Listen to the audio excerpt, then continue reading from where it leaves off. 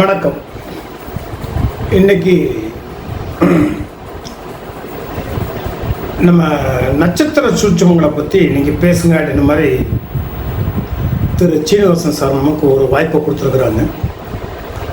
அந்த வாய்ப்புக்காக நம்ம நேர்கொள்ளணும் இன்னைக்கு பேசுறதுக்காக வந்திருக்கிறோம். குழுவில் இருந்திருக்க அத்தனை பேருக்கும் கடையத்தில் இருந்த யோகி முருகனின் இனிய காலை வணக்கம். நட்சத்திரங்களின் சூட்சமங்கள் அப்படின்ற மாதிரி பேசும்போது இன்னைக்கு என்ன பண்ணுறோம் அப்படின்னு முதல்ல நட்சத்திர யோகங்கள்ல இருந்து ஆரம்பிப்போம். இந்த நட்சத்திர யோகங்கள் அப்படின்றது என்ன அப்படின்றத முதல்ல பார்த்துக்கிடுங்க. இன்றைய நட்சத்திரம் சனிக்கிழமை பரணி நட்சத்திரத்தில் இருக்குது. சனிக்கிழமை பரணி நட்சத்திரம் காலையில் மத்தியானத்துக்கு மேலே தான் வேறு நட்சத்திரம் ஆரம்பிக்குது. அதனால் பரணி வரைக்கும் நம்ம கணக்கில் எடுத்துக்கணும். இந்த பரணி நட்சத்திரத்திலிருந்து ஆரம்பிக்கும் போது ஒவ்வொரு கிழமைகளுக்கும் எந்தெந்த நட்சத்திரத்திலிருந்து ஆரம்பிக்கணும் அப்படின்றத ஒரு கணக்கு இருக்குது. அந்த கணக்கை கையில் வச்சுக்கணும். ஞாயிற்றுக்கிழமையாக இருந்தால் விஷாகத்திலிருந்து எண்ணணும். ஞாயிற்றுக்கிழமைன்னா விஷாகத்திலிருந்து. திங்கக்கிழமையாக இருந்தால் பூராடத்திலிருந்து எண்ணணும். திங்கக்கிழமையாக இருந்தால் பூராடத்திலிருந்தும், செவ்வாய்க்கிழமையாக இருந்தால் அபிட்டத்திலிருந்தும், புதன்கிழமையாக இருந்தால் ரேவதியிலிருந்தும், வியாழக்கிழமையாக இருந்தால் ரோஹிணியிலிருந்தும், வெள்ளிக்கிழமையாக இருந்தால் பூசம் முதல்ல ஆரம்பிக்கும், சனிக்கிழமையாக இருந்தால் உத்தரத்திலிருந்து ஆரம்பிக்கணும். இந்த மாதிரி இந்த கிழமைகளை வந்து ஞாபகம் வச்சுக்கணும். கிழமைன்னா ஞாயிற்றுக்கிழமை விஷாகம், திங்கக்கிழமை அப்படின்னாச்சுன்னா பூராடம், செவ்வாய்க்கிழமைன்னா அவிட்டம், புதன்கிழமை அப்படின்னாச்சுன்னா ரேவதி, வியாழக்கிழமைன்னா ரோஹிணி, வெள்ளிக்கிழமைன்னா பூசம், சனிக்கிழமைன்னா உத்தரத்திலிருந்து எண்ணணும். இன்னைக்கு சனிக்கிழமை அப்படிங்கும்போது இன்னைக்கு நட்சத்திரம் பரணி.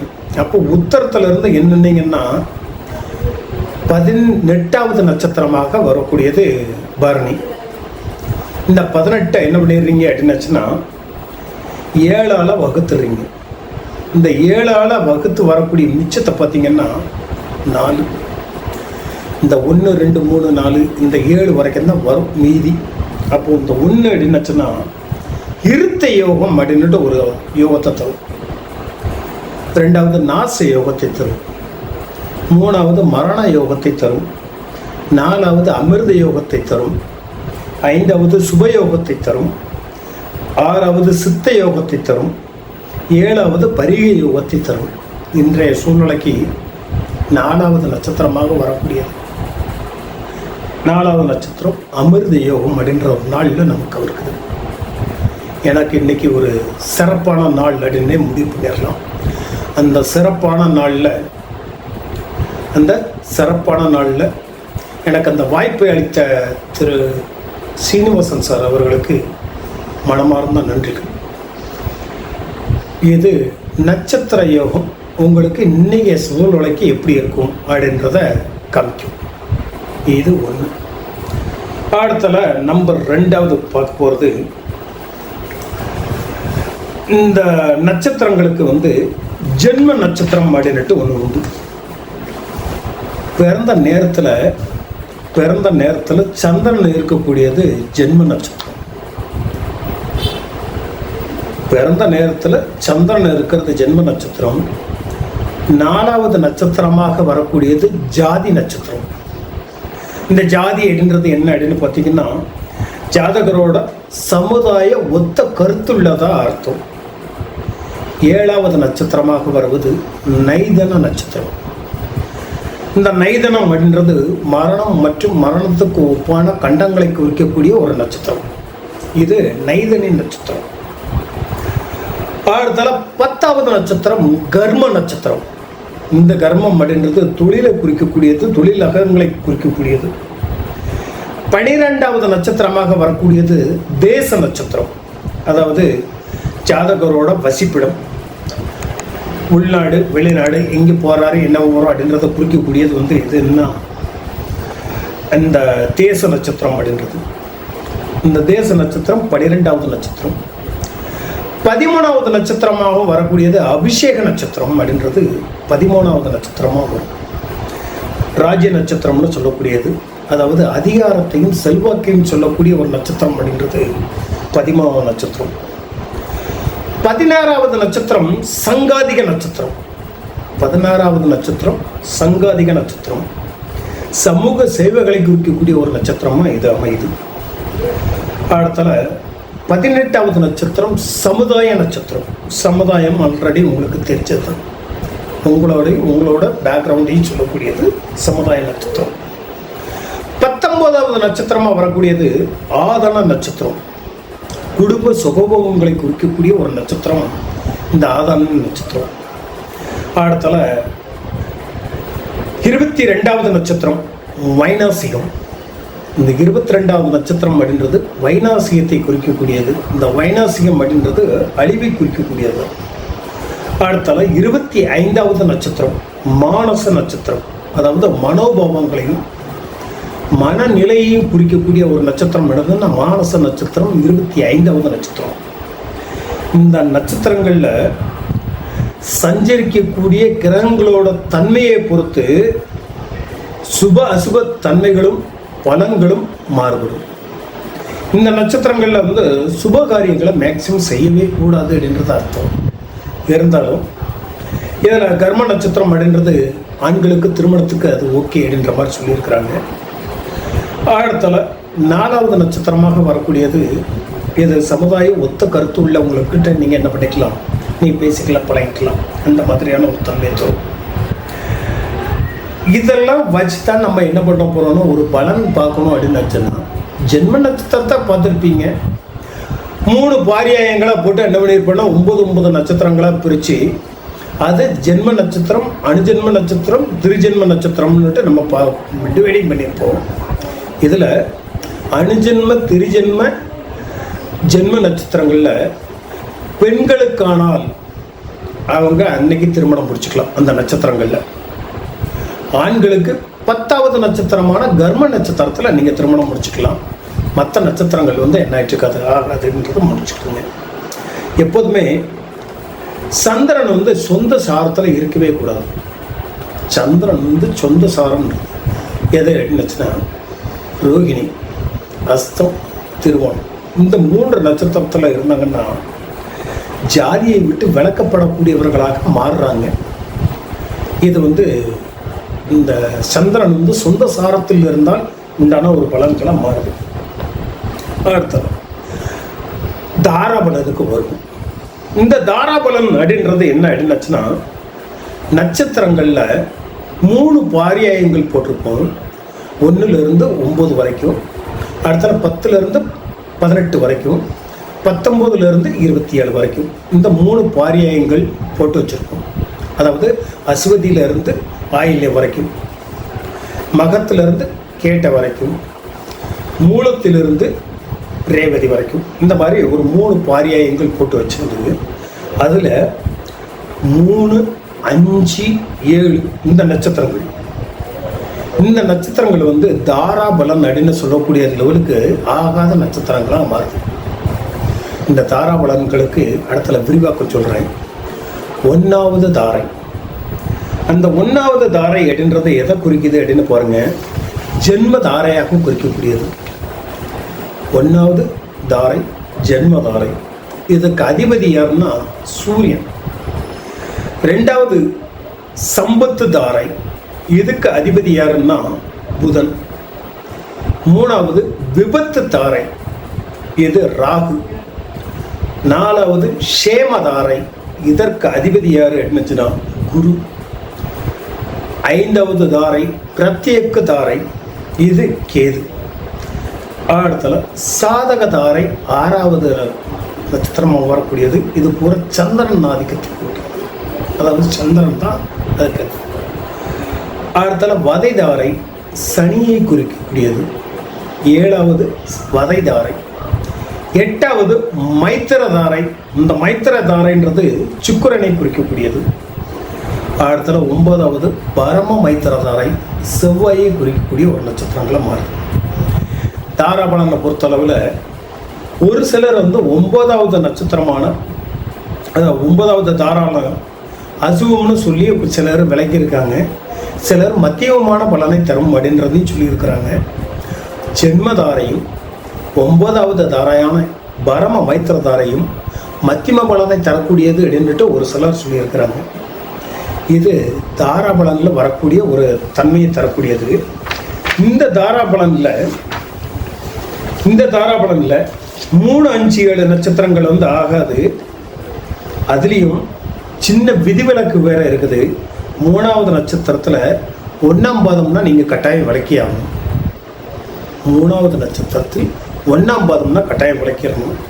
5வது நட்சத்திரத்திலையும் 4ஆம் பாதத்தை விளக்கிடணும். 5வது நட்சத்திரத்தான பிரத்யேக தாரையில் 5வது பாதத்தை விளக்கிடணும். 4வது பாதத்தை விளக்கிடணும். 7வது நட்சத்திரத்தில் 3ஆம் பாதத்தை விளக்கிடணும். இது கட்டாயம் நீங்கள் விளக்கி ஆக வேண்டிய ஒரு தன்மை சொல்லும். ஜென்ம நட்சத்திர பாதம் எழுதும்போது ஜென்ம நட்சத்திர பாதத்தில் கணக்கில் எடுத்தீங்கன்னா 88வது பாதம் அது வைநாசிகத்தை தரக்கூடியது. அதனால் இது 88வது நட்சத்திர பாதத்தையும் தூரம் எடுத்துடலாம். எப்போதுமே பெண் நட்சத்திரம் முதல் அப்படின்னு மாதிரி பார்த்தீங்கன்னா முதல் பரியாயத்தில் 7வது நட்சத்திரத்தை நீங்கள் கட்டாயம் விளக்கி ஆகும். இந்த 7வது நட்சத்திரம் அப்படின்றது சனியின் ஆதிக்கத்தை குறிக்கக்கூடியது. அதனால் அதை விளக்கி ஆயிருங்க அப்படின்ற மாதிரி சொல்லி முடிச்சிடும். விதிவிலக்க ஒரு சில நட்சத்திரங்களும் இருக்குது. எதெல்லாம்னா திருவாதிரை பெண்ணாகவும் உத்திரம் ஆணாகவும் இருந்தால் அது விதிவிலக்காக மாறுது. பூரம் பெண்ணாகவும் அனுஷம் ஆணாகவும் இருந்தால் அது விதிவிலக்காக வருது. பூசம் ஆணாகவும் சித்திரை பெண்ணாகவும் இருந்தால் அதில் கொஞ்சம் விதிவிலக்க வருது. இந்த நட்சத்திரங்கள் வந்து சுகம் அளிக்கக்கூடிய ஒரு நட்சத்திரங்களாக மாறுது. அடுத்தல புனர்பூசமும் அஸ்தமும், புனர்பூசம் பெண்ணும் அஸ்தம் ஆணும் அப்படின்ற மாதிரி சொல்லும்போது அது வம்ச விருத்தியை தரக்கூடிய ஒரு அம்சமாக மாறுது. இதில் கொஞ்சம் விதிவிலக்கு கொடுக்குறாங்க. கட்டாயம் விளக்கக்கூடியது அப்படின்னாச்சுன்னா 3, 5, 7 தான். இந்த 1, 2, 8 அப்படின்றது ஒரு மத்தியமான ஒரு பலனை தருது.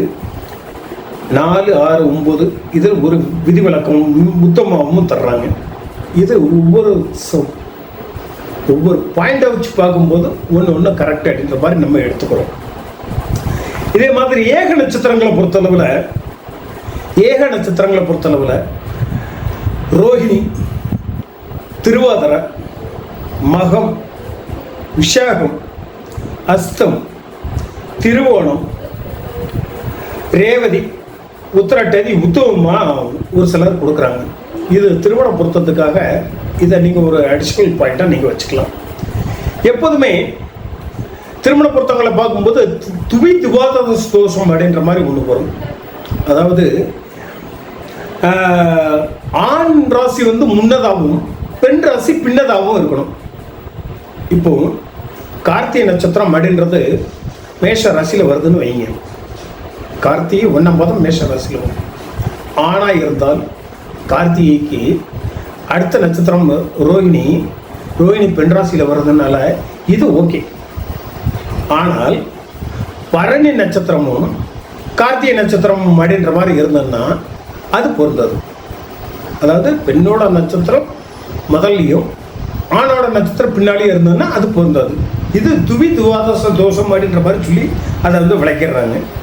எப்போதுமே பெண் ராசி வந்து ஒற்றைப்பட ராசியாகவும் புருஷ ராசிகள் வந்து இரட்டைப்பட ராசியாகவும் இருந்ததுன்னா இந்த துவாதச தோஷம் கிடையாது அப்படின்ட்டு ஒரு சிலர் சொல்லியிருக்காங்க. அதாவது பெண் ராசி ஒற்றைப்படை ராசியாகவும் ஆண் ராசி இரட்டைப்படை ராசியாகவும் இருந்தால் துவாதச தோஷம் கிடையாது. இப்போ இதே இதில் ஸ்ரீ ராசிகள் வந்து ஒற்றைப்படை ராசியாகவும் ஆண்களுக்கு வந்து இரட்டைப்படை ராசி பெண் ராசியாகவும் இருந்ததுன்னா ஸ்ரீ ராசி அதாவது பெண் ராசி வந்து ஒற்றைப்படை ராசியாகவும் இரட்டைப்படை ராசி வந்து ஆணாகவும் இருந்தால் அதுக்கு சஷ்டாசுர தோஷம் கூட பார்க்க வேண்டியது இல்லை அப்படின்ட்டு ஒரு சார் கருத்து இருக்குது. அது அவங்க அனுபவத்துக்காக விட்டுறது. இதில் திருமணம் நடக்கக்கூடிய ஒரு நட்சத்திர காலங்கள் அப்படின்ற மாதிரி பார்த்தீங்கன்னா திருமணம் நடக்கக்கூடிய காலங்கள் அப்படின்னு பார்த்தீங்கன்னா ஆணோட நட்சத்திரத்துல இருந்து நீங்கள் கணக்கெடுத்தீங்க அப்படின்னு வச்சுனாலும் 2, 4, 6, 8, 9 இதை தான் நீங்கள் எடுத்துக்கணும்.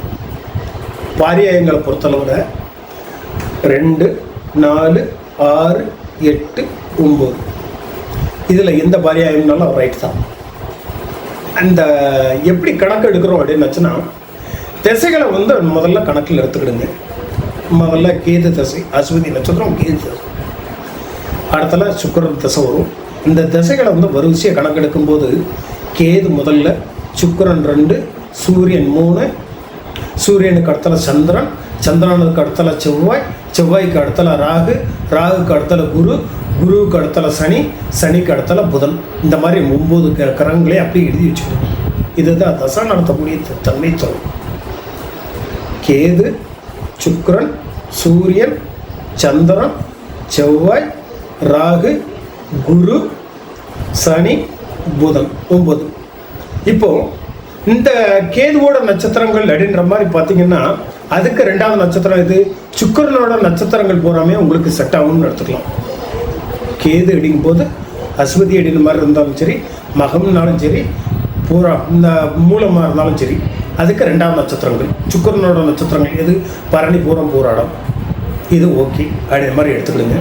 அதுக்கு அடுத்தல நீங்கள் அடுத்தல பாருங்கள், சுக்கிரனோட நட்சத்திரங்களுக்கு 2வது நட்சத்திரங்கள், 4வது நட்சத்திரங்கள். இதே அஸ்வதிக்கு நீங்கள் பார்த்தீங்கன்னா, கேதுவோட நட்சத்திரங்களுக்கு நீங்கள் பார்த்தீங்கன்னா 4வது நட்சத்திரமாக எது வரும் அப்படின்னு வச்சுன்னா சந்திரனோட நட்சத்திரங்கள் வரும்.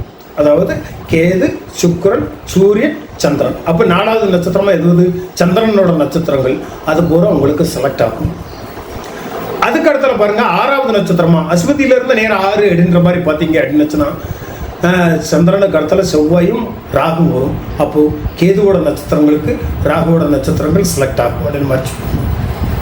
அடுத்தல ராகுக்கு அடுத்தல 6வது நட்சத்திரமா, அடுத்தல 8வது நட்சத்திரங்கள் அப்படின்ற மாதிரி பார்த்தீங்கன்னா சனியோட நட்சத்திரங்கள் உங்களுக்கு செட் ஆகும். இந்த மாதிரியான வருஷப்படுத்தி நீங்கள் பார்த்துக்கிட்டீங்க அப்படின்னு வச்சனாலே எந்தெந்த நட்சத்திரங்கள் நமக்கு செட் ஆகும் அப்படின்றத நம்ம என்ன பண்ணிடலாம், ஈஸியாக டிக் அடிச்சுட்டு போயிடலாம்.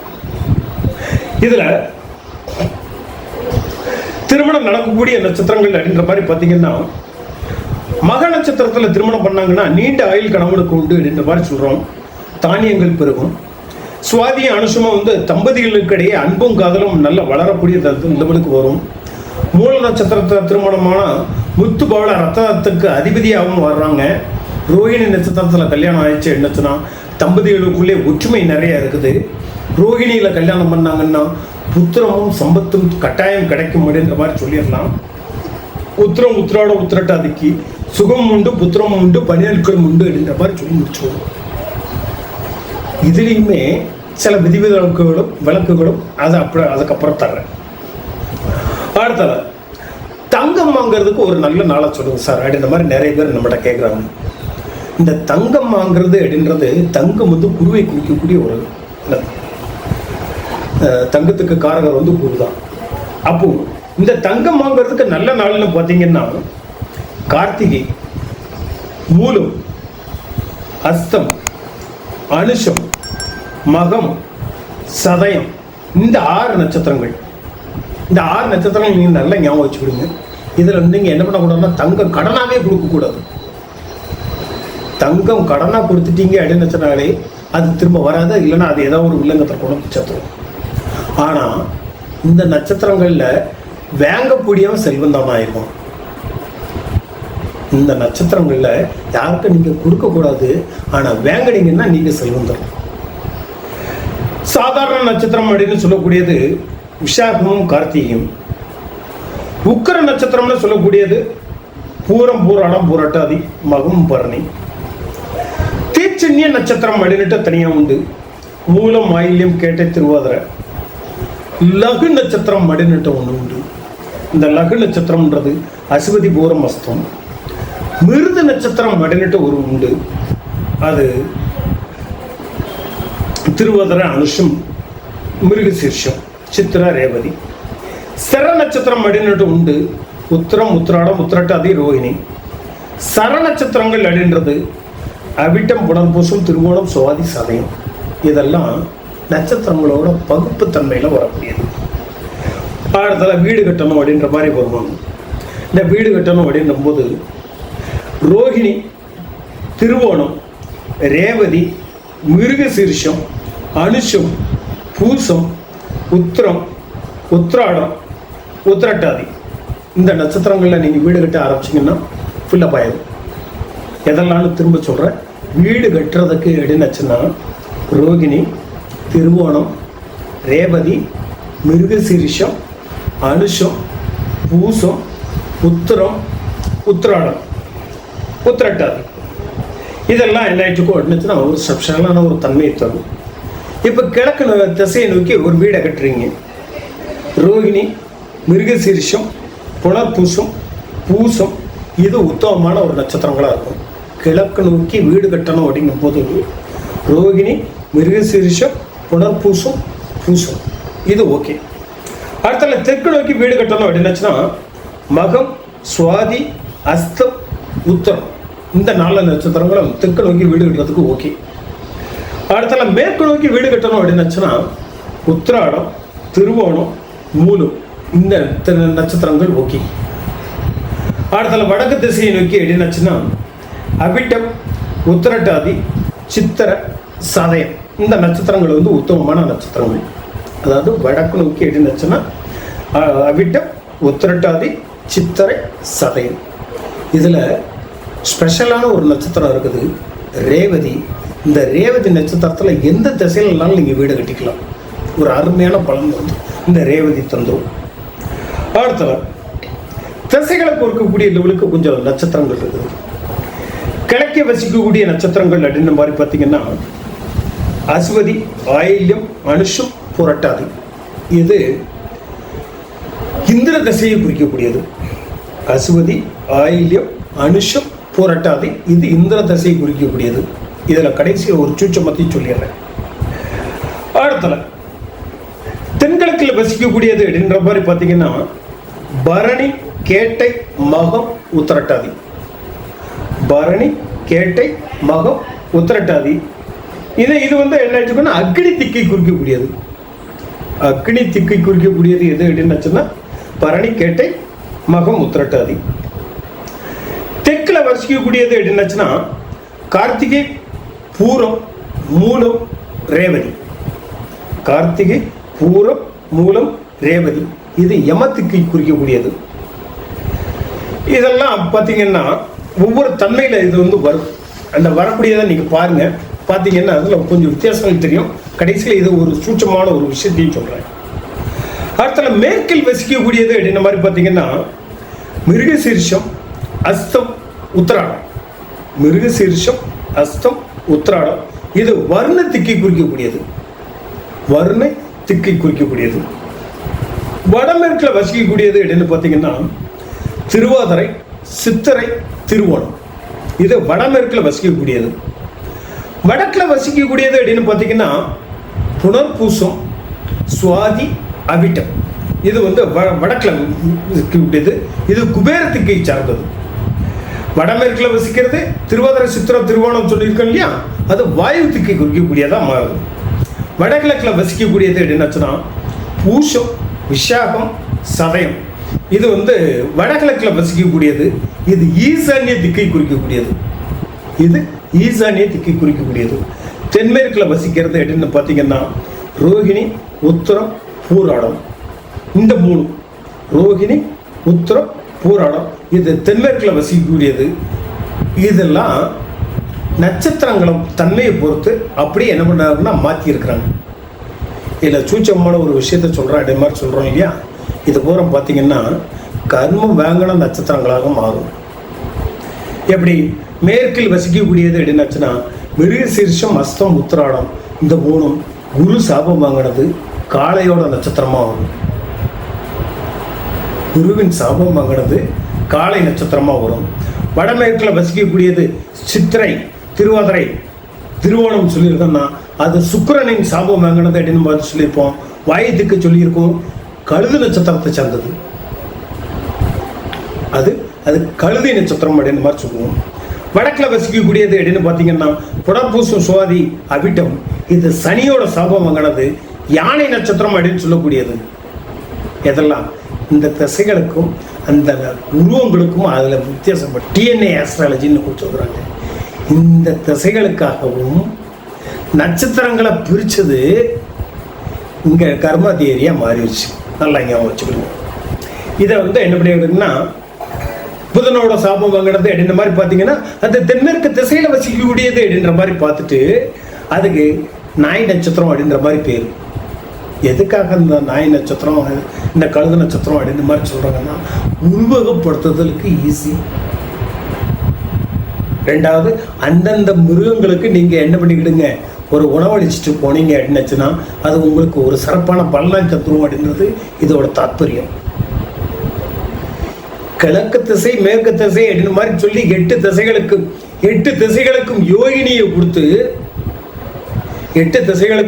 யோகினியை கொடுத்து சாபம் வாங்கினது அப்படின்ற மாதிரி ஒவ்வொரு கிரகங்களையும் கொடுத்து அதுக்கு ஒவ்வொரு மிருகங்களுக்கு யோனியும் கொடுத்து வச்சிருக்கிறாங்க. இதை அப்படியே என்ன பண்ணியிருக்காங்கன்னா டிஎன்ஏ தியரியை மாற்றிச்சாங்க. இது கர்மா தியரியின் வடிவமாக உருவகப்படுத்தப்பட்டது அப்படின்ற மாதிரி சொல்லி முடிச்சுக்கணும். அடுத்த சாப்டருக்கு போயிடும். அக்னி நட்சத்திர காலங்கள் அப்படின்ற மாதிரி ஒரு காலம் வருது. இந்த அக்னி நட்சத்திர காலம் அப்படின்றது என்னென்ன பார்த்தீங்கன்னா பரணி 3 முதல் ரோகிணி 1 வரைக்கும். இந்த காலங்கள் வந்து அக்னி நட்சத்திர காலங்கள். இந்த அக்னி நட்சத்திர காலங்களில் வந்து நீங்கள் என்ன பண்ணக்கூடாது அப்படின்னுச்சுன்னா சுபகாரியங்களை நீங்கள் மேக்சிமம் செய்யாமல் இருக்கிறது நல்லது அந்த மாதிரி சொல்லியிருக்கோம். பஞ்சபூத தத்துவத்திலேயே ஒரு 5 விதமாக பிரிக்கிறோம். எப்படின்னா அஸ்வதி முதல் மிருகசீரிஷம் வரைக்கும் இந்த 5 பஞ்சபூத தத்துவத்தில் 5 அஸ்வதி முதல் மிருகசீரிஷம் வரைக்கும் பிருத்திவி தத்துவமாக மாறும். பிருத்திவி அப்படின்றது வந்து நில தத்துவமாக வரக்கூடியது. பிருத்திவினாலே நிலம். அஸ்வதி முதல் மிருகசீரிஷம் வரைக்கும் 5 நட்சத்திரங்கள் பிருத்திவி தத்துவம். திருவாதிரையிலிருந்து பூர வரைக்கும் 6 நட்சத்திரங்கள் நீர் தத்துவங்களா மாறும். அந்த நீர் தத்துவமா வரக்கூடியது இதெல்லாம் திருவாதிரை டு பூரம். உத்தரத்திலிருந்து அனுஷம் வரைக்கும் நெருப்பு தத்துவங்களா மாறுது. உத்தரத்திலிருந்து அனுஷம் வரைக்கும் நெருப்பு தத்துவங்கள். அடுத்த கேட்டையில இருந்து திருவோணம் வரைக்கும் ஒரு 6 நட்சத்திரம். கேட்டையில இருந்து திருவோணம் வரைக்கும் 6 நட்சத்திரம் காற்று தத்துவங்களை கொண்டு வராங்க. இந்த திருவோணத்துக்கு அப்புறம் அவிட்டத்திலிருந்து ரேவதி வரைக்கும் 5 நட்சத்திரங்கள் ஆகாய தத்துவத்தை கொண்டு வராங்க. அதாவது இந்த தத்துவங்கள் அடிப்படையில தான் தனிஷ்டா பஞ்சமி அப்படின்னு தனியாக குழந்தை கொடுத்துட்டாங்க. எது அவிட்டத்திலிருந்து ரேவதி வரைக்கும் இந்த நட்சத்திர நாட்களில் யாராவது இறந்தாங்க அப்படின்னாச்சுன்னா வீடு அடைக்கக்கூடிய காலங்கள்னு சொல்லி அது ஒரு 6 மாசத்துக்கு கொண்டு வந்து கையில் கொடுத்துட்றாங்க. தனிஷ்டா பஞ்சமி ஆகாய தத்துவத்தை சார்ந்தது. இந்த ஆகாய தத்துவத்தை சார்ந்தது அப்படின்றதுனாலேயே இந்த 5 நட்சத்திரங்களும் தனிஷ்ட பஞ்சமி என அழைக்கப்படுவது. வீடு அந்த இடத்துல இறந்தாங்க அப்படின்னுச்சுன்னா கட்டாயம் வீடு அடைச்சாகணும் அப்படின்ற மாதிரி சொல்லுவாங்க. இதுக்கு ஒரு பரிகாரம் லெவலில் ஒரு சின்ன ஒரு இது உண்டு. ஏன்னா இப்போதைக்கு யாரும் வீடெல்லாம் அடைக்கிறது கிடையாது. இருந்தாலும் வெண்கல பாத்திரத்தில் நல்லெண்ணெய் ஊற்றி யாருக்காவது தானம் கொடுத்துட்டு அந்த 6 மாத காலமும் வீட்டில் தொடர்ந்து விளக்கெறியணும். இது ஒரு பரிகார லெவலாகவும் நம்ம வச்சுக்கலாம். அதாவது தனிஷ்டா பஞ்சமி காலங்கள் அப்படின்னு மாதிரி சொல்லக்கூடிய அவிட்டத்திலிருந்து ரேவதி வரைக்கும் யாராவது இறந்தாங்கன்னா வீட்டில் என்ன விடி எடுங்க அப்படின்னுச்சுன்னா விடி விளக்கரிக்கணும் அப்படின்றது அர்த்தம். இதை நீங்கள் பண்ணிக்கலாம், தாராளம் என்ன பண்ணிக்கலாம். அந்த குறித்த காலங்கள் சொல்லுவாங்க. இதில் எக்ஸ்ட்ரா அடிஷ்னலாக ஒரு 4 நட்சத்திரங்கள் இருக்குது. ரோஹிணி 4 மாதம் வீடு அடைக்கணும். கார்த்திகையும் உத்தரத்துக்கும் 3 மாதம் அடைக்கணும். மிருகசீரிஷம் புனர்பூசம் சித்திர விஷாகம் உத்திராடம் இந்த 5 நட்சத்திரங்களுக்கும் 2 மாதம் வீடு அடைக்கணும். இதை வந்து என்ன பண்ணியிருக்காங்கன்னா அடிஷ்னலாக கொடுக்குறது ரைட்டுங்களா. இந்த தனிஷ்டா பஞ்சமிக்கும் இந்த ஆகாய தத்துவங்களுக்கும் உண்டான வித்தியாசங்களை நான் உங்களுக்கு சொல்லியிருக்கிறேன். அவ்வளோதான். அடுத்த அக்னி நட்சத்திர காலங்கள் அப்படின்றது பரணி 3லேருந்து ரோஹிணி 1 வரைக்கும் சொல்லியிருக்கிறோம். அது வந்து நீங்கள் என்ன பண்ணக்கூடாது, சுபகாரியங்கள் செய்யக்கூடாது என்ற மாதிரி சொல்லியிருக்கோம். இதே இதில் கலைஞான பாதம் அப்படின்ட்டு ஒன்று உண்டு. 64வது பாதம் சசேஷத்தில் வரக்கூடியது. 16வது நட்சத்திரத்தோட 4ஆம் பாதம். வைனாசியம் அப்படின்றது 22வது நட்சத்திரத்தோட 4ஆம் பாதம். ரைட்டுங்க. இதை நீங்கள் என்ன பண்ணிடுங்க, சுபகாரியங்களுக்கு விளக்கப்பட்ட நட்சத்திரங்களாக நீங்கள் மாற்றிக்கிடுங்க. அடுத்தல லாட நட்சத்திரம் அப்படின்னுட்டு ஒன்று உண்டு. அடுத்தல லாட நட்சத்திரம். இந்த லாட நட்சத்திரம்னா என்னன்னா, சூரியன் நின்றதுலேருந்து மூலம் வரைக்கும் எண்ணிட்டு வாங்க. அந்த எண்ணிக்கையை பூராடத்துல இருந்து நீங்கள் எந்த நட்சத்திரமோ அது லாட நட்சத்திரம். இது ஃபிக்ஸடாகவே வரும். வடக்குன்னு சொல்லக்கூடியது இதை தான் சொல்லுவாங்க.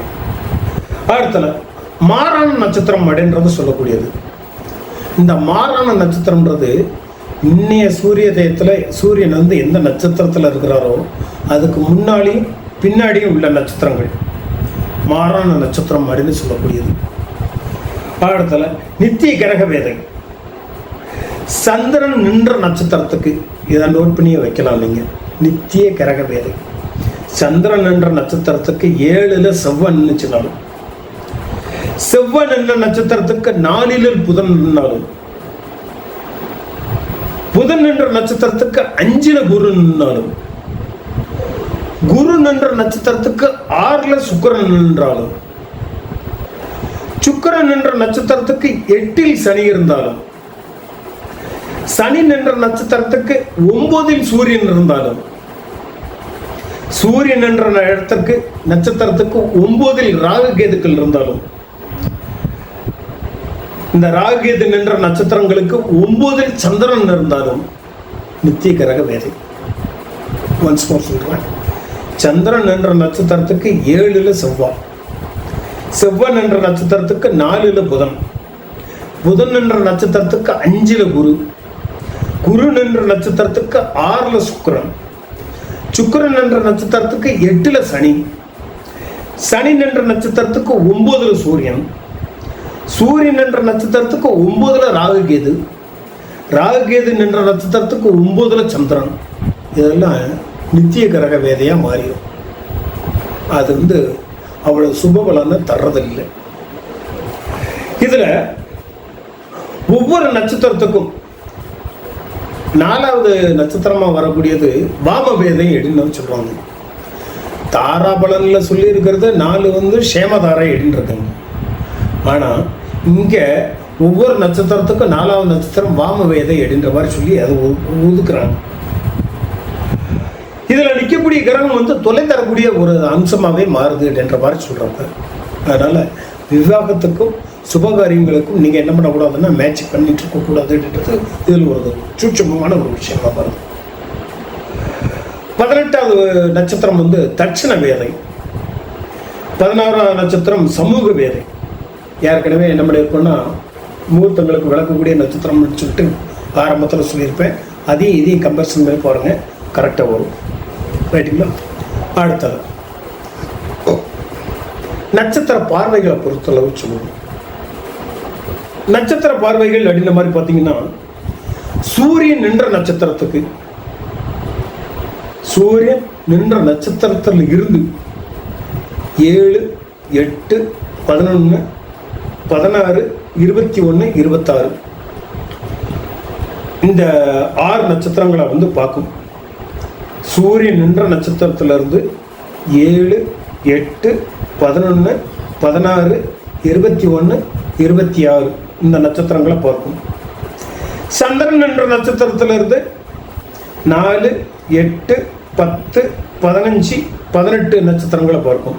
சந்திரன் என்ற நட்சத்திரத்திலிருந்து 4, 8, 10, 15, 18 இந்த நட்சத்திரங்களை பார்க்கும். செவ்வாய் நின்ற நட்சத்திரத்திலிருந்து 7, 3, 7, 8, 15 நட்சத்திரங்களை பார்க்கும். செவ்வாய் நின்ற நட்சத்திரத்திலிருந்து 3, 7, 8, 15 நட்சத்திரங்களை பார்க்கும். புதன், குரு, சுக்கிரன், சனி இந்த 4 பேருமே 3, 5 நட்சத்திரங்களை பார்க்கும். புதன், குரு, சுக்கிரன், சனி நின்ற நட்சத்திரங்களுக்கு 3, 5 பேர் பார்க்கும். சனி நின்ற நட்சத்திரத்திலிருந்து 15, 16 அதிக பார்வை. சனி நின்ற நட்சத்திரத்துக்கு 15, 16 நட்சத்திரங்களும் அதிக பார்வையாகும். குரு நின்ற நட்சத்திரத்துக்கு 10-19வது பார்வைகள் வந்து அதிகப்படியாகவும் வரும். இது நட்சத்திர பார்வைகளாகவே சொல்லக்கூடியது. இந்த நட்சத்திர பார்வைகளை பொறுத்தளவுலையும் மேக்சிமம் என்ன பண்ணிவிடுங்க, சுபரா லக்கண சுபரா லக்கண அசுபரான பார்த்து அந்த நாட்களை வந்து நீங்கள் என்ன பண்ணிவிடுங்க, கடைச்சிக்கிடலாம். அடுத்தது புனர்பூசமும் பூசமும். இது வந்து விதவா நட்சத்திரங்கள் அப்படின்ட்டு பேர்.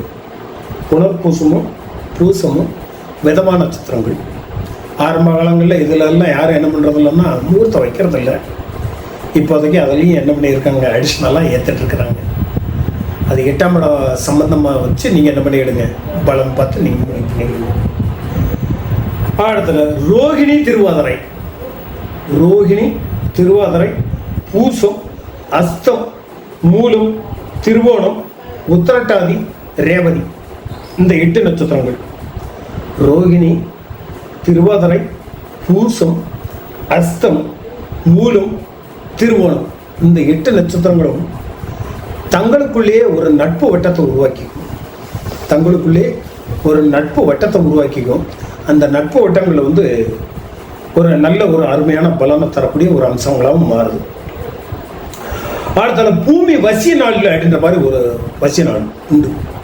பூமி வசிய நாள் கடக லக்னம், செவ்வாய்க்கிழமை, பரணி திருவோணம் விஷாகம் அஸ்தம், இந்த 4 நட்சத்திரங்கள் அமையும் போது நல்லா பார்த்துக்கிடுங்க. அதாவது கடக லக்கணம், செவ்வாய்க்கிழமை, பரணி திருவோணம் விஷாகம் அஸ்தம் 4ஆம் பாதம் இதில் அமையும் போது பத்திரம் ஈஸியாக முடிச்சிடலாம். இந்த பத்திரம் முடிச்சிங்கன்னா மேற்கொண்டு நீங்கள் பத்திரம் வாங்கக்கூடியது உங்களுக்கே அந்த நட்சத்திரங்கள் வந்து உங்களுக்கு ஒரு சிறப்பான ஒரு பலனை தரக்கூடியது. இது பூமி வசிய நாள் அப்படின்னு சொல்லக்கூடிய ஒரு அம்சமாகவும் வருது. அடுத்த உலக தோஷம் அப்படின்ட்டு ஒன்று உண்டு. இந்த உலக தோஷம் அப்படின்றது என்னன்னா, சூரியன் நின்ற நட்சத்திரத்துக்கு 19வது நட்சத்திரம் உலக தோஷத்தை கொண்டது. சுபகாரியங்களுக்கு இதை விளக்கியிருக்க சொல்லியிருக்காங்க. குறிப்பாக முகூர்த்தத்துக்கு ஆகாது. அதாவது சூரியன் நின்ற நட்சத்திரத்துக்கு 19வது நட்சத்திரம் உலக தோஷம் கொண்டது, சுபகாரியங்களுக்கு ஆகாது. அடுத்த என்ன ஆயிட்டு நீங்கள் ஆட்டோமேட்டிக்காக முகூர்த்தத்துக்கு இதை வைக்கவே கூடாது. அடுத்த பூகம்ப தோஷம் கொண்டது அப்படின்ட்டு ஒரு சப்ஜெக்ட். இந்த பூகம்ப தோஷம் அப்படின்றது 9வது நட்சத்திரத்தை சொல்லும். சூரியன்ல இருந்து நீங்கள் பார்த்துக்கிடணும். 9வது நட்சத்திரம், இதுவும் சுபகாரியங்களுக்கு விளக்கப்பட்டது. அடுத்த வைத்தீர்ய தோஷம். வைத்தீர்ய தோஷம் அப்படின்றது 14வது நட்சத்திரமாக வரக்கூடியது. இதையே சுபகாரியங்களுக்கு விளக்கிறது. விபத்து நட்சத்திரம் அப்படின்றது ஜென்ம நட்சத்திரத்திலிருந்து, விபத்து நட்சத்திரம்னு சொல்லக்கூடியது ஜென்ம நட்சத்திரத்திலிருந்து 3வது 12வது நட்சத்திரங்களோட முதல் பாதங்கள். இது வந்து விபத்து நட்சத்திரம் அப்படின்னு மாதிரி சொல்லியிருக்கோம். அதனால அதையும் விளக்கிறாங்க. அடுத்த 7வது நட்சத்திரம், இந்த கர்ம நட்சத்திரத்தோட இதுவும் என்ன ஆயிட்டுருக்கும், ஆட்டோமேட்டிக்காக உங்களுக்கு இந்த தன்மையில் வந்துடும், வடதாரை லெவலுக்கு வந்துடும். அதனால அதையும் விளக்கியிருப்பீங்க.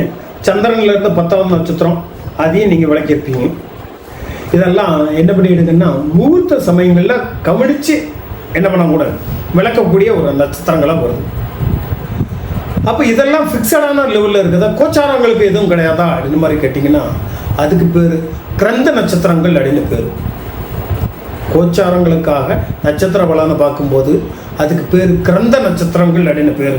இந்த கிரந்த நட்சத்திரங்கள் அப்படின்றது என்னன்னா, கோச்சாரத்தில் பாவர்கள்னு சொல்லக்கூடிய சூரியன், செவ்வாய், சனி, ராகு, கேதுக்கள், இந்த 5 பேர் நிற்கக்கூடிய நட்சத்திரங்கள். இந்த 5 பேர் நட்சத்திரங்கள் நிற்கக்கூடிய நட்சத்திரங்கள் பூராமே கிரந்த நட்சத்திரங்கள்னு பேர். இது வந்து தோஷம் உள்ளவது. முகூர்த்தம் வைக்கக்கூடாத நட்சத்திரங்களையும் இதுவும் வருது. அப்போது ஒரு முகூர்த்தம் குறிக்க வர்றாங்க அப்படின்னுச்சுன்னா கோச்சாரத்துலேயும் நீங்கள் பார்த்துக்கணும். பார்த்துக்கிட்டு அந்த நட்சத்திரங்களையும் நீங்கள் என்ன பண்ணக்கூடாது, இதில் கணக்கில் சேர்க்கக்கூடாது. இதையும் ஒரு பாயிண்ட்டை வச்சுக்கோங்க. சுபத்துக்கு ஆகாத நட்சத்திரம் அப்படின்ட்டு ஒரு 11 நட்சத்திரம் இருக்குது.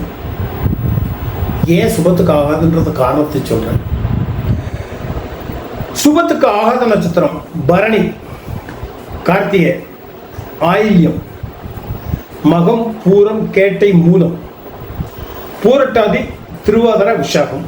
இதெல்லாம் சுபத்துக்கு ஆகாது. திரும்பவும் சொல்றேன், பரணி, கார்த்திகை, ஆயில்யம், திருவாதிரை, மகம், பூரம், கேட்டை, மூலம், அதில் பூரட்டாதி, விஷாகத்தின் சேர்த்து மொத்தம் 11 நட்சத்திரங்கள் இது சுபத்துக்காக. காரணம் என்ன எடுத்துச்சுன்னா, இதோட அதிதேவதைகள்னு பார்த்தீங்கன்னா அத்தனை பேருமே எனக்கு பயங்காட்டக்கூடிய லெவலில் இருப்பாங்க. பரணிக்கு யமன், கார்த்திகைக்கு அக்னி. அதிதேவதைகள் லிஸ்ட்டை பார்த்தீங்கன்னா அத்தனை பேரும் உக்கிரமும் தீட்சணியுமான ஒரு குணத்தை கொண்டவங்களாக இருப்பாங்க. அதனால் அந்த சுபகாரியங்களுக்கு விளக்கிறாங்க. ஆயில்யம், சர்வம், அதிதேவதைகளை நீங்கள் பார்த்துக்கணும். இந்த அதிதேவதைகள் தான் உங்களுக்கு என்ன இருக்குது இங்கே பிரச்சனையை தருது அப்படின்றதுனால இதை பூரா விளக்கிடுறாங்க. அதுலேயும் 2 நட்சத்திரங்கள் மட்டும் ஸ்பெஷல் விளக்கா ஒன்று பண்ணிடுறாங்க. மக நட்சத்திரம் அப்படின்றத முகூர்த்தத்துக்கு எடுத்துக்கிறாங்க. மூல நட்சத்திரத்தை திருமணத்திற்கும் பிரயாணங்களுக்கும் மட்டும் விதிவிலக்கா கொடுத்துக்கிறாங்க. இந்த 11 நட்சத்திரங்களில் மகத்தை திருமணத்திற்கும் மூலத்தை திருமணத்திற்கும் பிரயாணங்களுக்கும் விலக்களிக்கப்பட்ட ஒரு நட்சத்திரங்களை மாற்றிடுறாங்க. அப்போ மற்ற நட்சத்திரங்கள் எதுவுமே ஆகாதுன்னா கட்டாயம் ஆகாது, விட்டுறலாம் நீங்கள். ரைட்டுங்களா? இது ஒரு தன்மையை தரக்கூடியது. இதுக்கு அதான் சொல்லல, பரணிக்கு யமன் வராது, கார்த்திகைக்கு அக்னி, ஆயில்யத்துக்கு சர்ப்பம், மகத்துக்கு புதிர் தேவதைகள், பூரத்துக்கு பகன், கேட்டைக்கு தேவேந்திரன், மூலத்துக்கு அசுரன், பூரட்டாதிக்கு அனுசரணன், இதெல்லாம் திருவாதிரைக்கு சிவன், விஷாகத்துக்கு இந்திராகினி. இந்த மாதிரி உக்கிரமும் தீட்சணமான ஒரு அதிதேவதைகளை வர்றதுனால இவங்களை என்ன பண்ணிடுறோம், நம்ம விதிவிலக்காக எடுத்துக்கிறோம். அடுத்தல கர்ண வேதைகள் அப்படின்ட்டு ஒரு நட்சத்திரங்கள் உண்டு. அது ஒரு 12 நட்சத்திரம். இப்போ யாரும் அதெல்லாம் கவனிக்கிறது இல்லை, இருந்தாலும் சொல்லக்கூடியதை நம்ம சொல்லியிருப்போம். ஒரு நாளில் 2 நட்சத்திரங்கள் அமைஞ்சிருந்தோம். அது முகூர்த்தத்துக்கு விலக்களிக்கப்பட்டது. முகூர்த்தத்துக்கு விலக்களிக்கப்பட்டது அப்படின்னு மாதிரி பார்த்தீங்கன்னா ஒரு நாளில் 2 நட்சத்திரங்கள் அமையிறது. இது கண்ட நட்சத்திரம்னு வந்துடும். கர்ண வேதைகள் அப்படின்னு மாதிரி சொல்லக்கூடியது என்னெல்லாம்னா மிருகசீர்ஷம், திருவாதிரை, புனர்பூசம், பூசம், அஸ்தம், சித்திரை, உத்திரம், உத்திராடம், திருவோணம், அவிட்டம், ரேவதி, உத்திரட்டாதி. இந்த 12 நட்சத்திரங்களும் கர்ண வேதையை தரும். இது சுபங்களில் விலக்களிக்கக்கூடிய ஒரு நட்சத்திரங்களாக வேணும். அது சுபங்களுக்கு விலகு அப்படின்ற மாதிரி சொல்லக்கூடிய நட்சத்திரங்களாக இதை கொண்டு வராங்க. ஆனால் இது யாரையும் என்ன பண்ணுறதுன்னா சரியாக கவனிக்கிறது இல்லை. ஏன்னா இப்போ மிருகசீர்ஷத்துலேயே நிறைய கல்யாணங்கள் நடக்கும். எதனால் அப்படின்னு மாதிரி சொல்லிங்க என்னச்சுன்னா, மிருகசீர்ஷம் குருவோட தோஷம் வாங்கினதுன்னா அங்கே புத்திர பாக்கியத்தில் அங்கே பிரச்சனை வரும். அப்போது புத்திர பாக்கிய பிரச்சனை நல்லா இருந்ததுன்னா மிருகசீர்ஷத்தை நம்ம எடுத்துக்கலாம்ன்றது அர்த்தம். அந்த மாதிரி விதிவிலக்குகளாகவே அதை கொண்டு வந்துடுறேன். இது ஒரு தன்மை சொல்லக்கூடியது. அடுத்த ஜென்ம நட்சத்திரங்களுக்கு வரும். ஒரு குடும்பத்தில் 2 பேர் இருக்காங்கன்னு இங்கே ஜென்ம நட்சத்திரத்தில், அதாவது ஒரே நட்சத்திரத்தில் 2 பேரோ இல்லை 3 பேரோ இருந்தாங்கன்னா அது ராசி தோஷம்னு சொல்லக்கூடிய ஒரு அம்சமாக மாறுது. ராசி தோஷம். அப்போ இந்த ஆட்கள் என்ன பண்ணணும்னா, கடற்கரை ஓரமாக உள்ள கோயிலில் போய் ஒரு நாள் தங்கிடணும். வருஷத்துக்கு ஒரு தடவை பண்ணணும். தங்கி சாமி விட்டு வந்தீங்கன்னா இந்த ராசி தோஷங்கள் விலகுது. ஒரு நட்சத்திரமானது 2 பேருக்கோ இல்லை 3 பேருக்கோ இருந்ததுன்னா அந்த குடும்பத்தார்கள் குடும்பத்தோடு போய் கடற்கரை ஓரத்தில் உள்ள ஒரு சந்நிதியில் ஒரு கோயிலில் போய் தங்கிடணும். தங்கிட்டு மறுநாள் சாமி விட்டு வந்தாங்கன்னா இந்த ராசி தோஷங்கள் விலகுது. இது ஒரு தன்மையை தரக்கூடியது. இது ஒரு சிறப்பான பலன் அப்படின்னுட்டு அதை சொல்லவும் முடிகிறது இல்லை. ரைட்டுங்களா? இது ஒரு தன்மை. அடுத்த இன்னொரு விஷயம் பார்ப்போம். 27 நட்சத்திரங்களுக்கும் சர்ப்பங்கள் உண்டு. 27 நட்சத்திரங்களுக்கும் சர்ப்பங்கள் உண்டு. அந்த 27 நட்சத்திரங்களுக்கு என்னென்ன சர்வம், என்னென்ன அதிதேவதை அப்படின்றத இப்போ வரிசையை பார்ப்போம். முதல்ல நட்சத்திரங்களை கூட சொல்லிடுவோம். நட்சத்திரங்கள், அதுக்கு அதிதேவதைகள், அதுக்கு அடுத்த வரிசை எழுதிட்டு என்னங்களும் வாங்க, ஒன்றும் ப்ராப்ளம் இல்லை. முதல்ல நட்சத்திரம், நட்சத்திரத்துக்கு அதிதேவதை, அடுத்தல நட்சத்திர சர்ப்பங்கள், அதுக்கு சர்ப்பங்களுக்கு என்ன பண்ணணும், இதுக்கு ஒரு பரிகாரம் இல்லை. இது பூரா வரிசையை சுட்டுவாங்க. இந்த பரிகாரம்ன்றது பால் ஊத்துறது தான். பெரும்பாலும் சர்ப்பங்கள் வசிக்கக்கூடிய இடம் புற்றுகள். அந்த புத்து இது சுயமாக கட்டுதானா கிடையாது. அந்த கரையை மண் எடுத்துகிட்டு அதை புத்து கட்டி வைக்கும். அதை போய் நோகாமல் நோம்பி கும்பிடுவாங்க. அது சர்ப்பங்கள் போய் உள்ளே போய் வசிக்கும். அந்த கரையான் புத்து மேடம் பள்ளமாக இருக்கக்கூடியது. இது உடம்பை வச்சு தான் உரசிட்டு போகும். அப்போ உடம்பு புண்ணாயிருது. அப்போ அந்த இடத்துல பால் ஊற்றுனீங்கன்னா மொசைக்கு போட்ட மாதிரி என்னத்துக்கு வளன்னு ஆயிரும். அந்த வளவளப்பு தன்மையை தந்தது யார் அப்படின்றத இந்த சர்ப்பங்கள் பார்க்குமா, வாழ்த்துமா. இது ஒரு தன்மை. இதுக்கு தான் சர்ப்பங்களுக்கு பால் ஊற்றுங்க அப்படின்ற மாதிரி சொல்கிறது. இது ஒரு தன்மையாகவே சொல்லியிருக்கும். இப்போ நட்சத்திரங்களுக்கு போகும். அஸ்வதி நட்சத்திரம். அஸ்வதி நட்சத்திரத்துக்கு சரஸ்வதி அதிதேவதை, அஸ்வினி குமார் அவர்கள் அதிதேவதை. நாகத்தோட பேர் சர்பரீகம். நாகத்தோட பேர் சர்பரீகம். பால் ஊற்றக்கூடிய புத்து எப்படி இருக்கணும்னா கிழக்கு பார்த்து இருக்கக்கூடிய ஒரு புத்து. இந்த மேலே புத்து பார்த்தீங்கன்னா மேலே ஒரு கூம்பு மாதிரி இருக்கும். அந்த கூம்பு என்னச்சுக்கு கிழக்கு பார்க்க இருக்கும். கிழக்கு பார்க்க இருக்கக்கூடிய புத்துல நீங்கள் அந்த அஸ்வதி நட்சத்திரத்துக்காரங்க சர்பரீகன்னு பேரை சொல்லி பாலை ஊற்றுறீங்கன்னா இவங்களுக்கு என்னச்சுக்கு ஒரு நல்ல பலன் கிடைக்கும். சர்ப தோஷங்கள் இருந்ததுன்னா விளையிடும். குடும்பங்களில் நல்ல காரியங்கள் நடக்கும். இதை ஒவ்வொரு நட்சத்திரத்துக்கும் அப்படி எழுதிச்சுட்டே வரணும். அஸ்வதி நட்சத்திரம் அதிதேவதை அப்படின்னு பார்த்தீங்க அப்படின்னுச்சுன்னா சரஸ்வதி இல்லைன்னா அஸ்வதி தேவர்கள். நாகத்தோட பேர் சர்பரீகம். கிழக்கு பக்கம் பார்த்தா ஒரு புத்து. அடுத்தால பரணி நட்சத்திரம். பரணி நட்சத்திரத்துக்கு துர்க்கை அதிதேவதையாகவும் இல்லைன்னா யமனையும் சொல்லுவாங்க. துர்க்கையும் நீ வழிபடலாம், யமனையும் வழிபடலாம். நாகத்தோட பேரு வாசுகி. இந்த வாசுகி என்ற பேரை சொல்லி மேற்கு பக்கம் பார்த்த புத்துல நீங்க பால் ஊற்றிட்டு வந்தீங்கன்னா உங்களுக்கு ஒரு சிறப்பான பலன் கிடைக்கும். பரணி நட்சத்திரம் துர்க்கையோ இல்லைன்னா யமனையோ நீங்க வழிபடலாம். வழிபட்டு நேரம் வெளியிடுங்க. வாசுகின்னு பேர் சொல்லி நீங்க இந்த மேற்கு பக்கம் பார்த்த ஒரு புத்துல நீங்க என்ன பண்ணிக்கிடுங்க, பால் ஊற்றிட்டு வரணும். இது ஒரு சிறப்பான ஒரு பலன் கிடைக்கும். அடுத்தால கார்த்திகை நட்சத்திரம். இந்த கார்த்திகை நட்சத்திரத்துக்கு அக்னி இதுதான் அதிதேவதை. ஒரு சிலர் முருகப்பெருமானையும் சொல்லுவாங்க, சுப்பிரமணியர் சொல்லுவாங்க. நாகத்தோட பேர் தட்சகன். தட்சகன்ற பேரை சொல்லி தெற்கு பக்கம் பார்த்த ஒரு புத்திர பால் ஊற்றிட்டு வாங்க.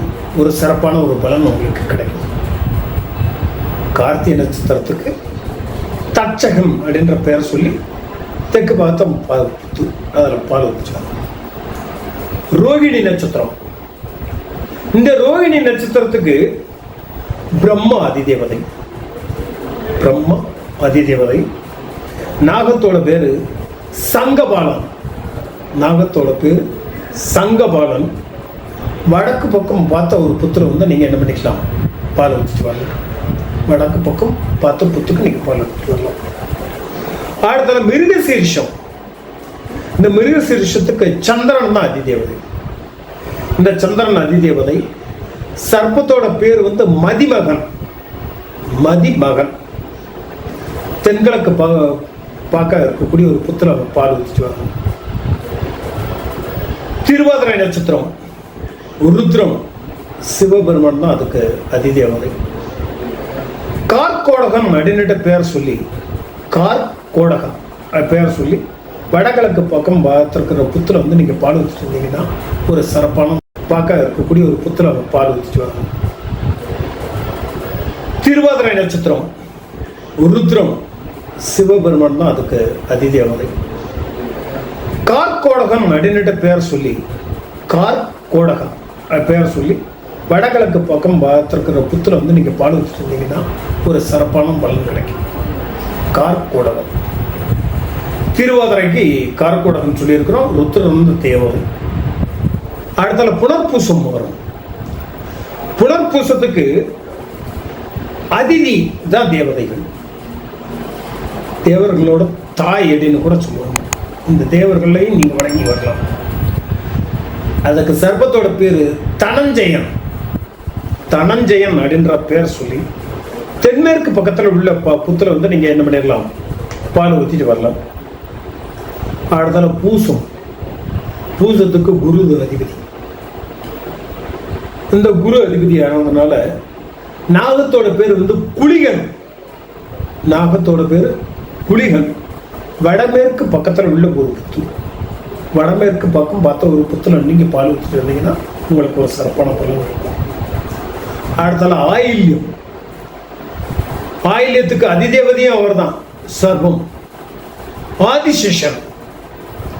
ஆதிசேஷன்ற பேரை சொல்லி நீங்க சர்ப்பத்துக்கு பால் ஊற்றிட்டு இருந்தீங்கன்னா உங்களுக்கு சிறப்பான ஒரு பலன் கிடைக்கும்.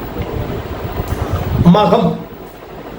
மகத்துக்கு சுக்கிரன் அதிதேவதையா வரும். சுக்கிரன் அதிதேவதையா வரும். சிலர் வந்து என்ன பண்ணிடுவாங்கன்னா மகத்துக்கு பிதிர் தேவதைகள் அப்படின்ற மாதிரி சொல்லுவாங்க. அந்த சர்ப்பத்தோட பேரு பதுமகன். பதுமன் அப்படின்ற பெயரை சொல்லி வில்வ மரத்தில் உள்ள புத்துக்கு நீங்க என்ன பண்ணிக்கலாம், நீங்க பாடு ஊற்றிட்டு வரலாம். இந்த ஆதிசேஷனுக்கு நீங்க ஆலமரம் புத்து தேடணும்.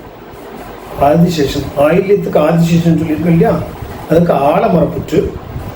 இங்க மகத்துக்கு வந்து நீங்க வில்வ மர புத்து. அடுத்தால பூர நட்சத்திரம். பூர நட்சத்திரத்துக்கு அதிதேவதை பார்வதி என்று மாதிரி சொல்லுவோம். இந்த பார்வதியை நீங்க வணங்கி மகாபதுமன். சர்ப்பத்தோட பேரு மகாபதுமன். இந்த மகாபதுமனுக்கு நீங்க என்ன பண்ணி எடுங்க அப்படின்னுச்சுன்னா ஆலமரம் புற்றுல நீங்க என்ன பண்ணிக்கலாம், பால் ஊற்றிட்டு வரலாம். ஆலமரம் பக்கத்துல இருக்க புத்துக்கு நீங்க பால் ஊற்றிட்டு வரலாம். அடுத்தால உத்திரம். உத்தரத்துக்கு சூரியன் தான் அதிதேவதை. இந்த சூரியன் அதிதேவதை அப்படிங்கும்போது சர்ப்பத்தோட பேரு சாமதத்தன்.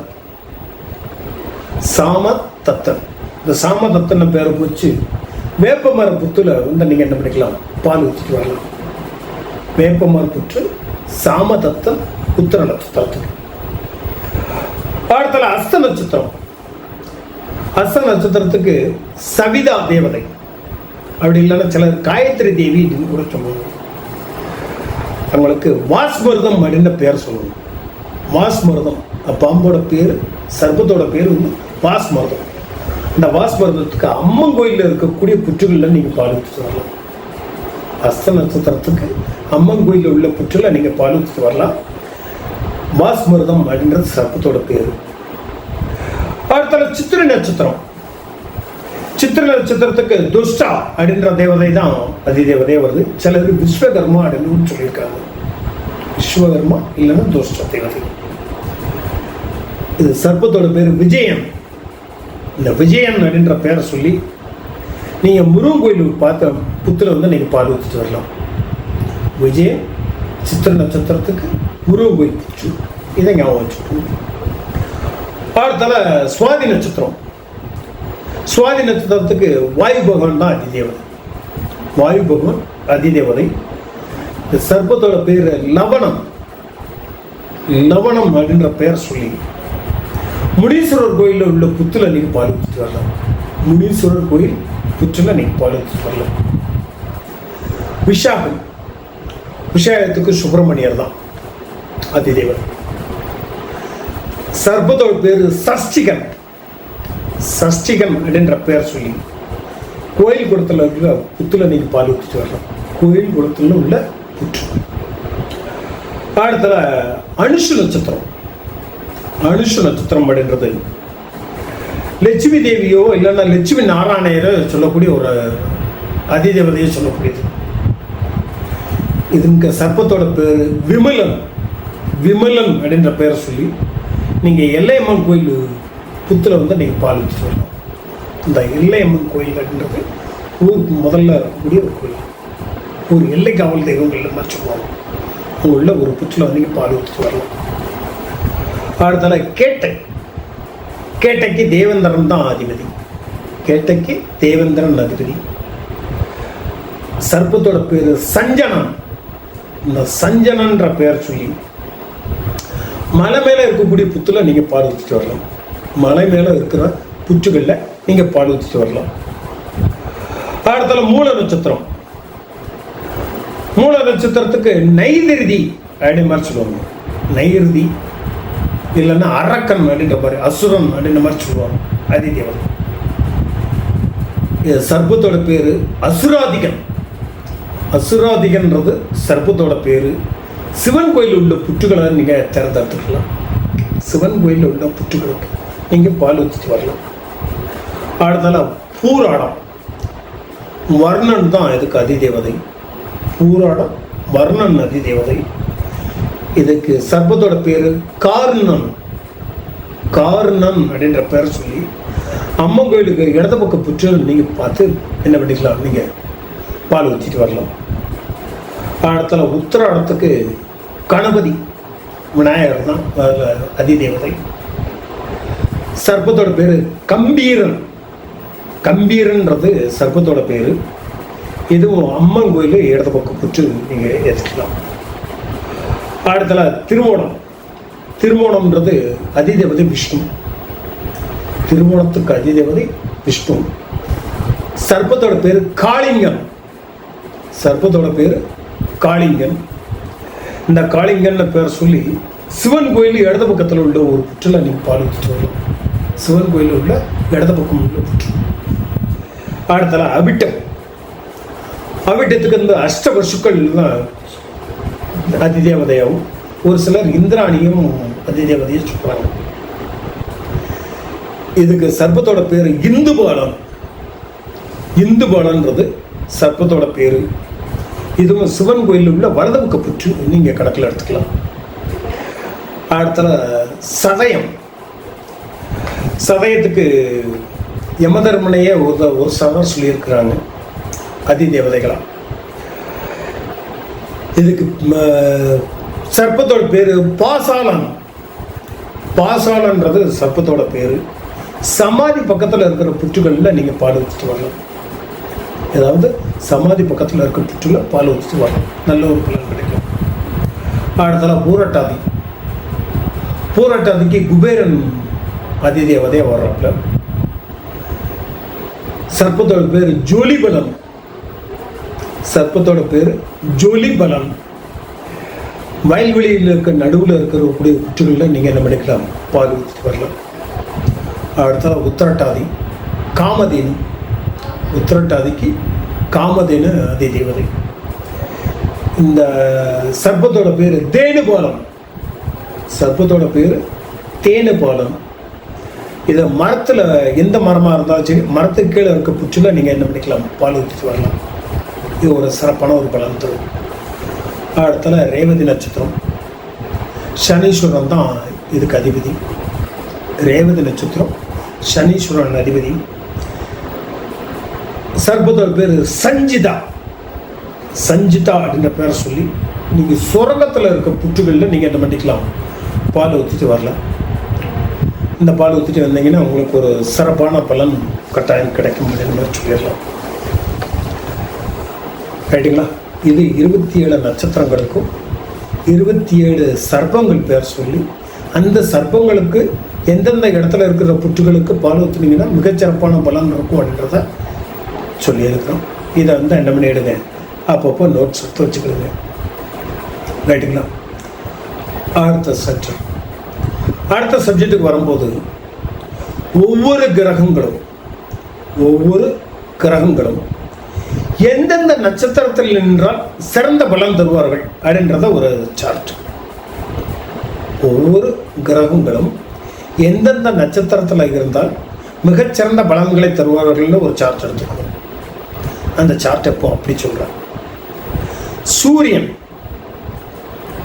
சூரியன் மிருகசீரிஷம் புனர்பூசம் பூசம் சித்திரை விஷாகம் அனுஷம் அவிட்டம் பூரட்டாதி உத்திரட்டாதி இந்த நட்சத்திரங்கள் இருந்தார்னா மிகச்சிறந்த பலன் தருவார். சூரியன் மிருகசீரிஷம் புனர்பூசம் பூசம் சித்திரை விஷாகம் அனுஷம் அவிட்டம் பூரட்டாதி உத்திரட்டாதி நட்சத்திரங்கள் நின்னா மிகச்சிறந்த பலனை தருவார். அடுத்தால சந்திரனை எடுத்துக்கணும். சந்திரன் எடுத்துக்கிட்டோம்னா பரணி மிருகசீரிஷம் பூசம் பூரம் சித்திரை அனுஷம் பூராடம் அவிட்டம் உத்திரட்டாதி நட்சத்திரங்களில் நின்றால் மிகச்சிறந்த பலனை தருவார்.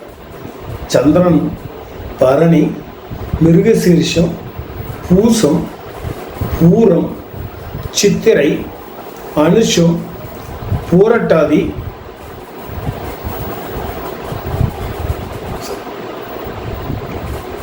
அவிட்டம் உத்திரட்டாதி இந்த நட்சத்திரங்கள் ஒரு சிறந்த பலன் தருவார். அடுத்த செவ்வாயோட நட்சத்திரங்களுக்கு வருவோம். செவ்வாயோட நட்சத்திரங்களுக்கு கார்த்திகை ரோகிணி பூசம் உத்திரம் அஸ்தம் அனுஷம் உத்திராடம் திருவோணம் உத்திரட்டாதி நட்சத்திரங்கள் என்றால் மிகச்சிறந்த பலன் தருவார். செவ்வாய் கார்த்திகை ரோகிணி பூசம் உத்திரம் அஸ்தம் அனுஷம் உத்திராடம் திருவோணம் உத்திரட்டாதி நட்சத்திரங்கள் என்றால் மிகச்சிறந்த பலன் தருவார். அடுத்தால புதனுக்கு வருவோம். இந்த புதனானவர் பரணி ரோகிணி புனர்பூசம் பூரம் அஸ்தம் விஷாகம் பூராடம் திருவோணம் பூரட்டாதி நட்சத்திரங்கள் என்றால் மிகச்சிறந்த பலன் தருவார். புதன் பரணி ரோகிணி புனர்பூசம் பூரம் அஸ்தம் விஷாகம் பூராடம் திருவோணம் பூரட்டாதி நட்சத்திரங்கள் என்றால் மிகச்சிறந்த பலன் தருவார். அடுத்தல குருவானவர். இந்த குருவானவர் ரோகிணி மிருகசீர்ஷம் பூசம் அஸ்தம் சித்திரை அனுஷம் திருவோணம் அவிட்டம் உத்திரட்டாதி நட்சத்திரங்கள் என்றால் மிகச்சிறந்த பலன் தருவார். குருவானவர் ரோகிணி மிருகசீர்ஷம் பூசம் அஸ்தம் சித்திரை அனுஷம் திருவோணம் அவிட்டம் உத்திரட்டாதி நட்சத்திரங்கள் என்றால் மிகச்சிறந்த பலன் தருவார். அடுத்த சுக்கிரனானவர் கார்த்திகை புனர்பூசம் ஆயில்யம் உத்திரம் விஷாகம் கேட்டை உத்திராடம் பூரட்டாதி உத்திரட்டாதி நட்சத்திரங்களில் நின்றால் மிகச்சிறந்த பலன் தருவார். சுக்கிரன் கார்த்திகை புனர்பூசம் ஆயில்யம் உத்திரம் விஷாகம் கேட்டை உத்திராடம் பூரட்டாதி உத்திரட்டாதி நட்சத்திரங்களில் நின்றால் மிகச்சிறந்த பலன் தருவார். அடுத்த சனியானவர் பரணி ரோகிணி புனர்பூசம் பூரம் அஸ்தம் விஷாகம் பூராடம் திருவோணம் பூரட்டாதி நட்சத்திரங்களில் நின்றால் மிகச்சிறந்த பலன் தருவார். சனியானவர் பரணி ரோகிணி, புனர்பூசம், பூரம், அஸ்தம், விஷாகம், பூராடம், திருவோணம், பூரட்டாதி நட்சத்திரங்கள். ஒரு கிரகத்தோட பலனை அதிகப்படுத்தி தர்றவர் யாரு அப்படின்னு பார்த்தீங்கன்னா பாசகர். ஒரு கிரகம் தரக்கூடிய பலனை தடையின்றி தர சொல்லி தூண்டுபவர் யாருன்னா போதகர். பலனை மாற்றி எதிரிலே தர சொல்லுவர் யாருன்னா வேதகன். இந்த 4 தன்மையில தான் இந்த நட்சத்திரங்களோட தன்மைகள் இருக்குது. எப்போதுமே இந்த சந்திரன் நின்ற ஸ்தானத்துக்கு தகுந்தபடி தான் என்ன ஆகும்னு அனுபவிக்கவே வைக்கும். இந்த சந்திரன் நிற்கிறது, அதனால தான் ஜென்ம நட்சத்திரம் அப்படின்ற மாதிரி சொல்லி அது தனியாகவே கொடுத்துருக்குறோம். அந்த ஜென்ம நட்சத்திரத்துக்கு தகுந்த மாதிரியே உங்களோட கர்ம பலன்களும் அங்கங்கே மாறும் அப்படின்றது அர்த்தம். இதில் பாருங்க, கேதுவோட நட்சத்திரங்களான அஸ்வதி மகம் மூலத்துக்கு சந்திரன் தான் வேதகனா வர்றாரு. சந்திரன் வேதகன், புதன் போதகன், சுக்கிரன் பாசகன், சனி காரகன். கேதுவோட நட்சத்திரங்களான அஸ்வதி மகம் மூலம் இந்த 3 நட்சத்திரங்களுக்கும் சந்திரன் வேதகன், புதன் பாசகன், போதகன், சுக்கிரன் தான் பாசகன். சுக்கிரன் பாசகன், சனி காரகன். அடுத்த சுக்கிரனோட நட்சத்திரங்களான பரணிபூரம் போராடம். சுக்கிரன் நட்சத்திரங்களான பரணிபூரம் போராடத்துக்கு சூரியனும் கேதுவும் காரகர்களாக வராங்க. சூரியனும் கேதுவும் காரகர்கள், புதனும் ராகுவும் பாசகர்களாக வராங்க. குரு போதகனா வராரு, சனி வேதகனா வராரு. சனி வேதகனா வராரு. அடுத்த சூரியனோட நட்சத்திரங்கள் உத்திரம், உத்திராடம், கார்த்திகை. கார்த்திகை, உத்திரம், உத்திராடம். இந்த நட்சத்திரங்களுக்கு செவ்வாய் போதகனா வராரு. செவ்வாய் போதகனா வராரு. குரு காரகரா வராரு. சுக்கிரனும் ராகுவும் வேதகனா வராங்க. சனி பாசகனா வராரு. சனி பாசகனா வராரு. அடுத்தல சந்திரனோட நட்சத்திரங்கள். சந்திரனோட நட்சத்திரங்கள் ரோகிணி, அஸ்தம், திருவோணம். இதுக்கு சூரியனும் கேதுவும் வேதகன். சூரியனும் கேதுவும் வேதகன். செவ்வாய் போதகன். செவ்வாய் போதகன். சுக்கிரன் பாசகன். சனி காரகனா வர்றாங்க. சனி காரகனா வர்றாங்க. அடுத்தல செவ்வாயோட நட்சத்திரம் மிருகசீரிஷம், அபிட்டம், சித்திரை. இதுக்கு சூரியன் பாசகன். சூரியன் பாசகனாகவும் ராகுவும் சந்திரனும் போதகர்களாகவும், ராகுவும் சந்திரனும் போதகர்களாகவும், புதன் வேதகனாகவும், புதன் வேதகனாகவும், சனி காரகனாகவும் வராங்க. சனி காரகனாகவும் வராங்க. அடுத்தால புதனோட நட்சத்திரங்கள். புதனோட நட்சத்திரங்கள் அப்படின்னு பார்த்தீங்கன்னா ஆயில்யம் கேட்ட ரேவதி. இந்த ஆயில்யம் கேட்ட ரேவதிக்கு சந்திரன் பாசகன். சந்திரன் பாசகன், செவ்வாய் வேதகன், குரு போதகன், சுக்கிரன் காரகனா வராங்க. சுக்கிரன் காரகனா வராங்க. அடுத்தால குருவோட நட்சத்திரங்கள். குருவோட நட்சத்திரங்களான புனர்பூசம், விஷாகம், பூரட்டாதி. இந்த நட்சத்திரங்களுக்கு சூரியன் வேதகனா வராது. சூரியன் வேதகன். சந்திரனும் ராகுவும் காரகர்களா வராங்க. செவ்வாய் போதகரா வராரு. சனியும் கேதுவும் பாசகர்களா வராங்க. அடுத்தால சுக்கிரனோட நட்சத்திரங்கள் பரணி, பூரம், போராடம். ஏற்கனவே சொல்லியிருக்கணும்னு நினைக்கிறேன். அடுத்தால ராகுக்கு வந்துடும். இந்த ராகுவோட நட்சத்திரங்கள் அப்படின்னு பார்த்தீங்கன்னா திருவாதிரை, சதயம், சுவாதி. திருவாதிரை, சதயம், சுவாதி. சூரியன் வேதகன். சூரியன் வேதகன். செவ்வாய் காரகன். புதன் பாசகன். குரு போதகன். இதில் ஒரு விஷயம் கவனிச்சிங்களா?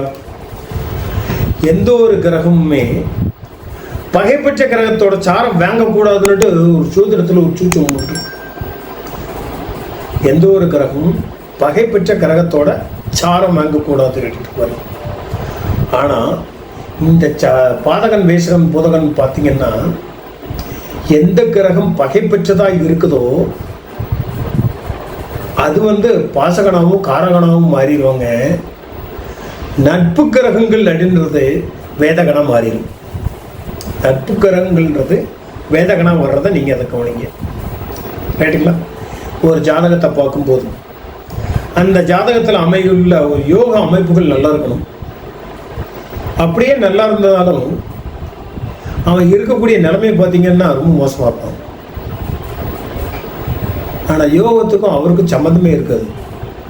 ஏன் இந்த மாதிரி ஒரு தன்மை வந்துச்சு அப்படின்னு பார்த்தீங்கன்னா இதுதான் தன்மையாகவே வரும். இந்த காரகன் போசகம் இதை என்ன பண்ணிடுங்க, கவனிங்க. இதில் கர்ம வினைகளும் தெய்வ குத்தமும் குலதோஷமும் ஜாதகத்தில் அடிக்கடி எல்லாரும் சொல்லக்கூடிய வார்த்தைகளாகவே வரும். எப்போதுமே தாராபலன்னு சொல்லக்கூடிய ஒரு நட்சத்திரங்கள் 2, 4, 6, 8, 9 சொல்லியிருக்கோம் இல்லையா? இந்த நட்சத்திரங்கள் மேக்சிமம் நன்மையே செய்யும் அப்படின்ற மாதிரி சொல்லி அந்த நன்மை இங்கே காரகரா போதகரா பாசகரா அப்படின்ற மாதிரி பார்த்தீங்கன்னா அதில் கொஞ்சம் வித்தியாசங்களும் தெரியும் அப்படின்ற மாதிரி சொல்லி. ஆனால் பொதுவில் இந்த விஷயத்துலேயும் ஒரு சின்ன ஒரு மாறுபட்ட கருத்து இருக்குது. அந்த மாறுபட்ட கருத்தையும் உங்களுக்கு சொல்லிடுறேன். ஒரு கிரகம் ஆணோட நட்சத்திரத்துக்கோ இல்லைன்னா பெண்ணோட நட்சத்திரத்துக்கோ சாதகமான தன்மையில் 2, 4, 6, 8, 9 சொன்னோம்னாலும் அந்த தன்மை அங்கே முழுக்க பிரதிபலிக்காம பார்த்தீங்கன்னா பிரதிபலிக்கிறது இல்லை. ஏன் அப்படின்னு மாதிரி பார்த்தீங்கன்னா ஆணுக்கு நம்ம சாதகதாரை பார்த்துருக்குறோம்னா பெண்ணுக்கு அந்த சாதகதாரையே வர்றதில்லை. அது நல்லா இங்கே வச்சுக்கோங்க. சாதகதாரான்றது ஒரு ஆளுக்கு தான் நமக்கு நல்லா இருக்குதே தவிர அடுத்தவங்களுக்கு நல்லது. அப்போ இந்த சாதகதாரையில தானே நமக்கு நட்சத்திரமே இருக்குது. இந்த நட்சத்திரங்கள் ஏன் நமக்கு நல்லது பண்ணலை அப்படின்ற மாதிரி நினச்சிங்கன்னா அது கொஞ்சம் வித்தியாசமான ஒரு தன்மையை தந்துடுது. அது வித்தியாசமான ஒரு தன்மையை தருது. எப்படின்னு பாருங்களேன். திசைகள் அன்னைக்கு போட்டிங்க, கேது சுக்கிரன் இந்த வரிசையில் தான் நீங்கள் என்ன பண்ணியிருக்கீங்க, இந்த திசைகளை கணக்கெடுக்கிறீங்க. எப்படி? கேது சுக்கிரன் சூரியன், சந்திரன் செவ்வாய், ராகு குரு சனி புதன், இந்த மாதிரி என்ன பண்ணியிருக்க வரிசையை எழுதிட்டு விட்டீங்க. இப்போ நான் சூரியனோட நட்சத்திரம் கார்த்திகை அப்படின்ற மாதிரி போகிறேன். அந்த கார்த்திகைக்கு சாதக தாரையில் நான் மனம் முடிக்கிறேன்.